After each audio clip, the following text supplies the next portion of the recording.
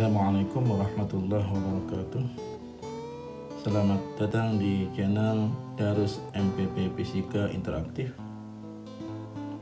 Channel ini berisi tentang materi-materi fisika mulai dari kelas 10, kelas 11, dan kelas 12. Pada setiap video juga disediakan alat ukur untuk memahami sejauh mana pemahaman kita tentang materi yang ada di video ini, berupa tes online yang terdapat di kolom deskripsi YouTube ini. Bagi Anda yang berminat silahkan mencoba, dan bagi Anda yang cocok dengan apa yang saya sajikan ini, silahkan subscribe channel ini. Demikian, selamat menyaksikan. Anak-anakku sekalian, hari ini kita akan belajar tentang fluida statis. Apa itu fluida statis? Fluida artinya zat alir, yaitu zat yang dapat mengalir seperti zat cair dan gas. Dan statis artinya diam. Jadi, fluida statis adalah ilmu yang mempelajari tentang zat alir yang diam. Yang dipelajari pada fluida statis adalah sebagai berikut: 1. Tekanan pada zat cair. 2. Hukum pokok hidrostatis. 3. Hukum Pascal. 4. Hukum Archimedes. 5. Hukum Boyle-Gay-Lussac. 6. Tekanan gas pada pipa U. 7. Tegangan permukaan, dan 8. Sudut kontak. Untuk pertemuan ini kita hanya mempelajari nomor 1, nomor 2, nomor 3, nomor 6. Kita lihat yang pertama, tekanan.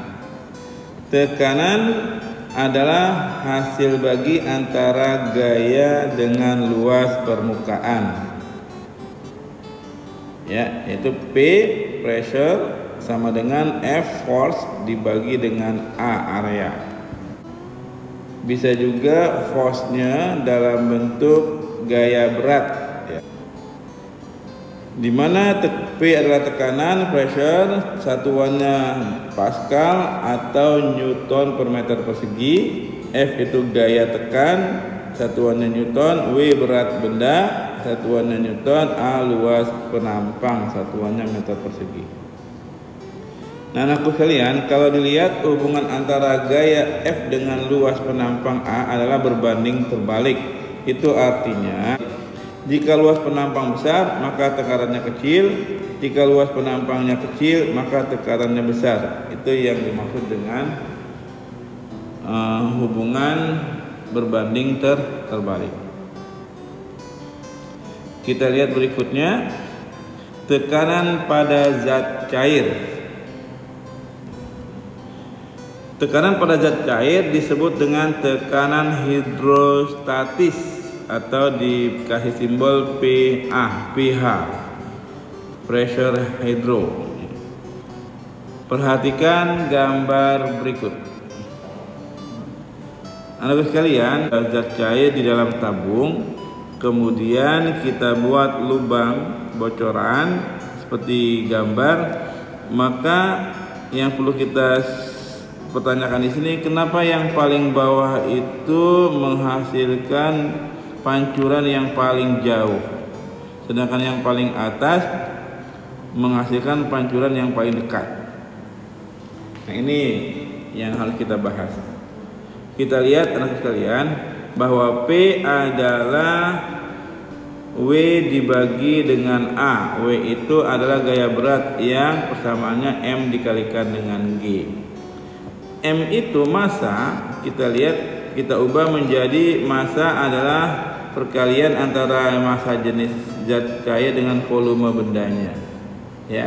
Dan volume benda adalah hasil kali antara luas penampang, ya, luas alas dikalikan dengan tingginya. Nah, ini Sehingga kalau kita substitusi masing-masing persamaan tadi ini menjadi seperti ini. P rho AH dikalikan dengan G, A-nya bisa kita coret, maka akan menghasilkan rho GH. Inilah yang disebut dengan tekanan hidrostatis. Nah, yang menjadi perhatian kita adalah H ini bukan ketinggian tapi kedalaman. Apa beda ketinggian dengan kedalaman? Nanti kita lihat. Ya, kita lihat. Ini H1, H2, H3. Sehingga kita lihat H3 paling dalam, ya.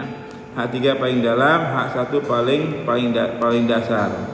Nah, karena pH berbanding lurus dengan H, maka kalau H-nya besar, P-nya juga besar, sehingga P3 ini menjadi paling besar. Dibuktikan dengan dia memancarkan paling jauh. Itu paling jauh karena tekanannya paling besar. Berikutnya aku sekalian, kita lihat ya. pH sama dengan GH.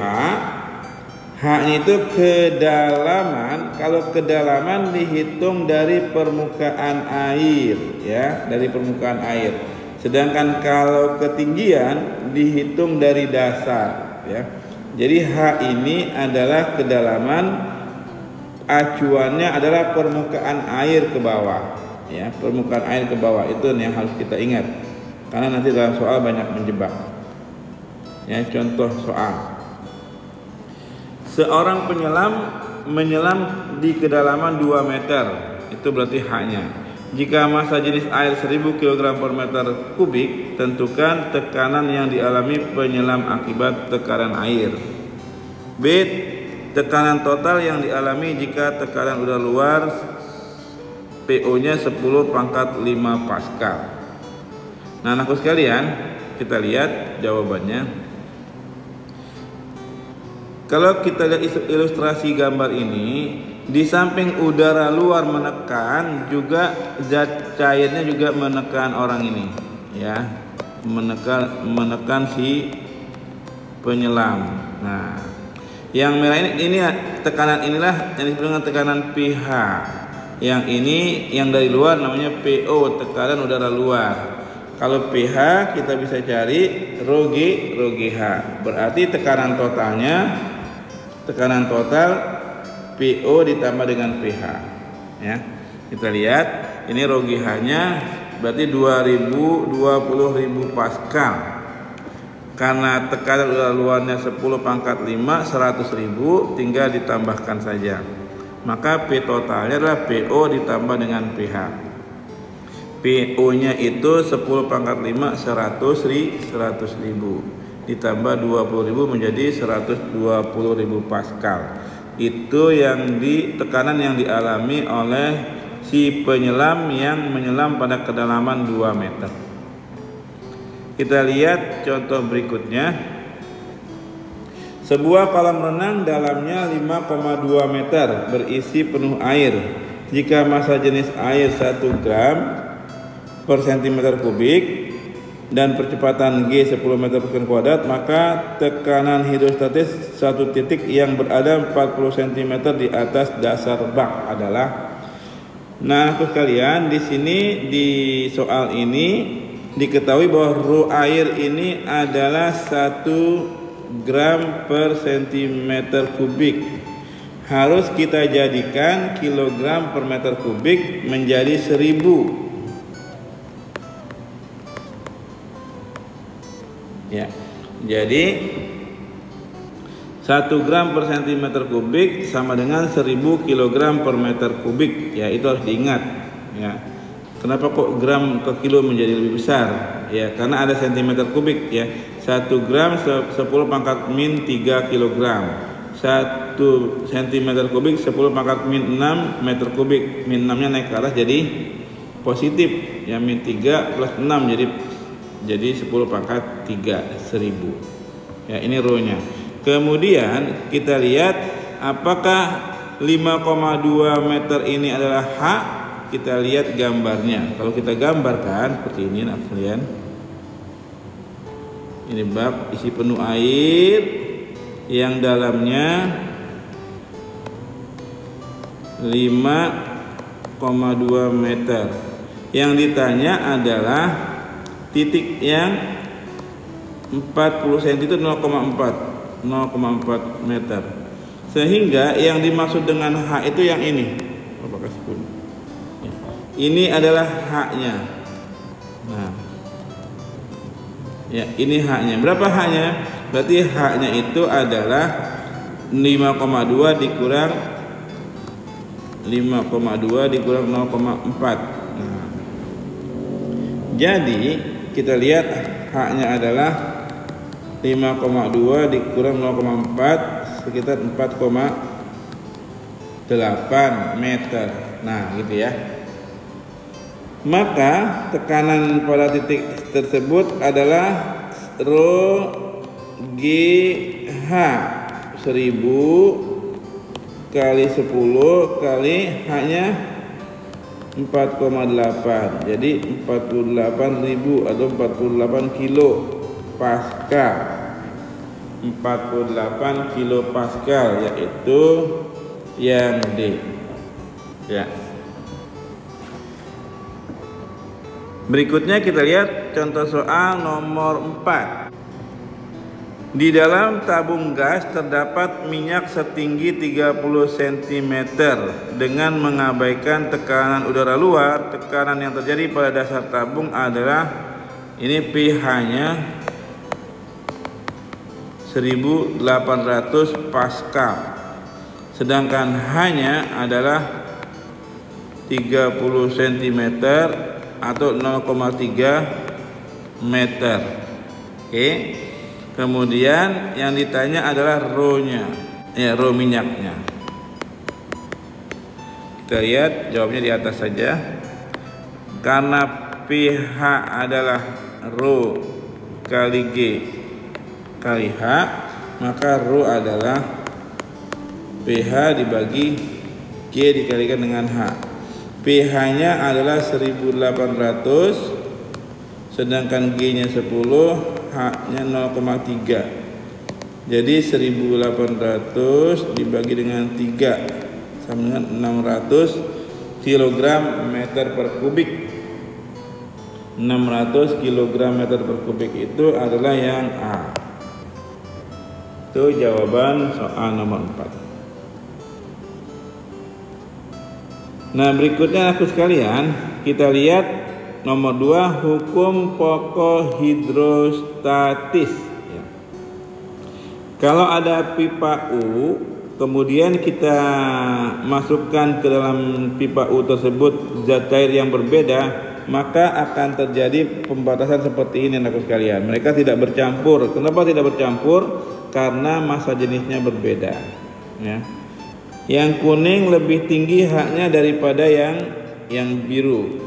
Ini menandakan bahwa rho biru lebih berat atau lebih besar daripada rho yang kuning. Nah, dari persamaan ini, dari hukum pokok hidrostatis ini diketahui bahwa P1 ini akan sama dengan P2. Tekanan zat cair pada pipa kiri sama dengan tekanan zat cair pada pipa kanan. P1 sama dengan P2. Kalau kita masukkan P ini adalah P zat cair atau P hidrostatis, rho 1 GH1 sama dengan rho 2 GH2. G-nya kita coret sehingga menghasilkan rho 1 H1 sama dengan rho 2 H2. Ini hukum pokok hidrostatis pada pipa U. Jadi menghasilkan persamaan rho 1 kali H1 sama dengan rho 2 kali H2. Ya. Kita lihat contohnya.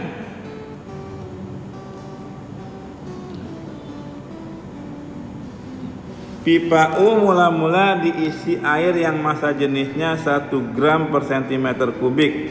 Kemudian salah satu kakinya diisi dengan minyak setinggi 8 cm. Jika massa jenis minyak 0,8, selisih permukaan air dalam pipa adalah berapa senti. Nah, anak sekalian, kalau soal ini adalah soal perbandingan, maka satuannya tidak perlu kita ubah ya, karena perbandingan. Rho 1 kali H1 sama dengan Rho 2 kali H2. Kita lihat massa jenis air ini lebih besar dari massa jenis minyak. Ya. Berarti massa jenis air 1 gram, massa jenis minyak 0,8. Berarti kalau ada dalam pipa ini, maka minyak pasti lebih tinggi daripada air. Kita pakai merah. Ini minyak ya, sini 8 cm. Berarti air di sini, di bawahnya. Nah, ini titik timbangnya. Oke. Berarti ini air. Yang kuning ini air, yang merah ini minyak. Ini berarti H2. H minyak 8 cm. Berarti H air kita cari H1-nya. Berarti di sini rumusnya Rho 1 H1 sama dengan Rho 2 H2. Rho 1-nya 1 gram cm kubik, H1-nya dicari. Rho 2-nya 0,8, H2-nya 8. Maka H1 adalah 6,48 cm. Yang ditanya selisih. Kalau selisih itu adalah delta H. Berarti yang tinggi kurang yang rendah.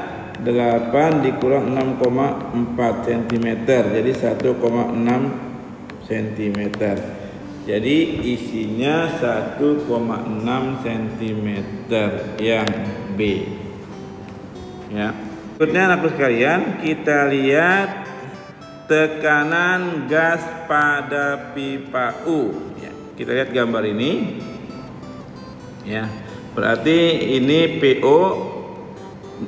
Ya, kaki kiri pipa ditekan oleh PO. Karena terbuka, berarti yang menekan adalah tekanan udara luar. Yang kaki kanannya ditekan oleh gas, ini P gas. Kalau kita lihat PO dengan P gas main tekan-tekanan. Ya. Nah, P yang di sebelah kiri airnya lebih tinggi. Ini menandakan bahwa P gas lebih besar dari P. Ya. PG lebih besar dari PO. Kenapa? Karena ini ditekan lebih ke tinggi, lebih ke sana, ya, lebih tinggi, sehingga P gas lebih besar tenaganya, maka mengakibatkan lebih tinggi zat cair di sebelah kaki sebelah kiri, ya. Jadi P gas lebih besar dari PO, maka persamaannya menjadi P gas sama dengan PO ditambah H, gitu, ya. Kalau P gasnya lebih besar dari PO. Nah, kalau sebaliknya kita lihat PO-nya lebih besar dari P gas karena zat cair ditekan lebih tinggi di kaki tabung gasnya, ya. Kalau seperti ini PO lebih besar dari P gas. Kalau PO-nya lebih besar, maka P gasnya adalah PO dikurang H, gitu saja, ya. PO dikurang dengan H. Nah, itu yang perlu diperhatikan pada tekanan gas pada pipa U. Oke. Tekanannya dalam PG dalam satuan cm Hg, ya.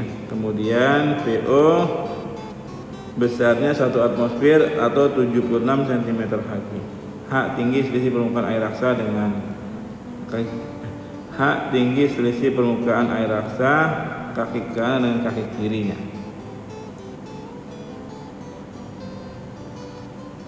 Oke, kita lihat contohnya. Ya. Nah, anakku sekalian, nomor 12 ini contohnya berarti P gasnya lebih besar dari PO-nya. Maka P gas sama dengan PO tambah H, berarti 76 tambah 10, sama dengan 86 cm Hg ya, itu aja. Nah kalau yang bawah ya nomor 2 nya ini kan PO nih, ke atas ini PO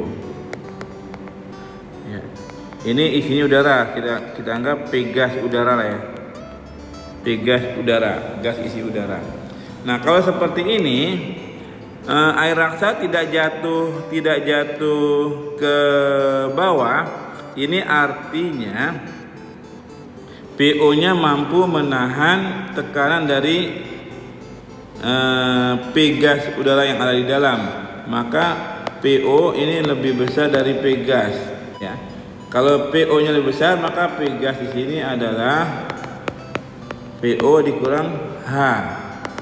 Jadi 76 dikurang 10 sama dengan 66 cm Hg ya.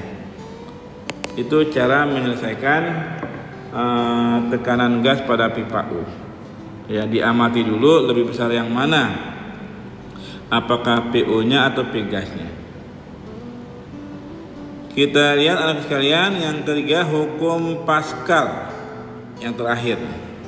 Tekanan yang diberikan pada zat cair dalam ruang tertutup akan diteruskan ke segala arah dengan sama besar ya. Kalau dibuat tertutup seperti ini, maka tekanan akan diteruskan ke segala arah dengan sama besar. Berarti P1 sama dengan P2.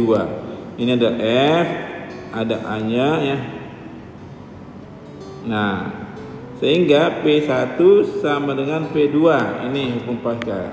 Kemampuan Pascal untuk mendesain alat seperti ini ya, dengan membuat luas penampangnya berbeda, maka dihasilkan tenaga yang sangat besar. Karena P itu sama dengan F per A ya, maka P1 sama dengan F1 per A1, P2 F2 per A2 ya. Kalau dibuat pakai diameternya, A itu berbanding lurus dengan diameter kuadrat atau R kuadrat dari kuadrat, sehingga F1 per D1 kuadrat sama dengan F2 per D2 kuadrat. Nanti dalam perhitungan agar mudahnya, F1 per F2 sama dengan begini, D1 per D2 kuadrat, agar lebih gampang menghitungnya. Kita lihat contohnya. Sebuah benda seberat 18.000 Newton ditempatkan pada penampang A2 seperti gambar ya. Kemudian F-nya, agar benda tersebut terangkat maka diperlukan gaya F sebesar. Berarti ini kita langsung saja masukkan persamaan hukum Pascalnya. F1 per 50 sama dengan F2 nya 18.000 per 4.000. Ini coret nolnya, berarti 18 bagi 2 dapat 9, 4 bagi 2 dapat 2. Kemudian 50 bagi 2 dapat 25, 2 bagi 2 dapat 1. Maka F1 nya tinggal 25 kali 9, 225 Newton ya. Yang D isinya. Yang terakhir, pengisap masukan dari sebuah mesin pengepres hidrolik memiliki diameter 20 mm. Berarti ini D1 20 mm dan pengisap keluarannya D2 nya adalah 10 mm. Sebuah gaya masukan berarti F1 ya, masukan 10 Newton. Maka menghasilkan gaya keluaran F2 sebesar apa? Oke, kita lihat persamaannya. F1 per F2 sama dengan D1 per D2 kuadrat. Nah, kalau pakai D pakai kuadrat. F1 nya adalah 10, F2 nya yang dicari, D1 nya adalah 20, D2 nya adalah 10. Coret 2 kuadrat sama dengan 4, 1 kuadrat 1, jadi 4 per 1. kalikan silang, jadi V2 adalah 10 dibagi dengan 4, 2,5 Newton ya. 2,5 Newton isinya yang A. Nah, ini contoh dari hukum Pascal anak sekalian. Berikutnya kita lihat, mari berlatih soalnya ya. Kita lihat nomor 1 dan nomor 2. Silakan kalian pause videonya dan kalian kerjakan soalnya. Berikut soal nomor 3 dan nomor 4. Silakan di pause kembali dan silakan dikerjakan soalnya kembali. Ya. Kemudian kita lihat nomor 5 dan nomor 6. Pause lagi, kerjakan kembali soalnya ya. Nomor 7 dan nomor 8 silakan dilihat lagi dan di pause kembali videonya dan dikerjakan kembali ya. Ini nomor terakhir,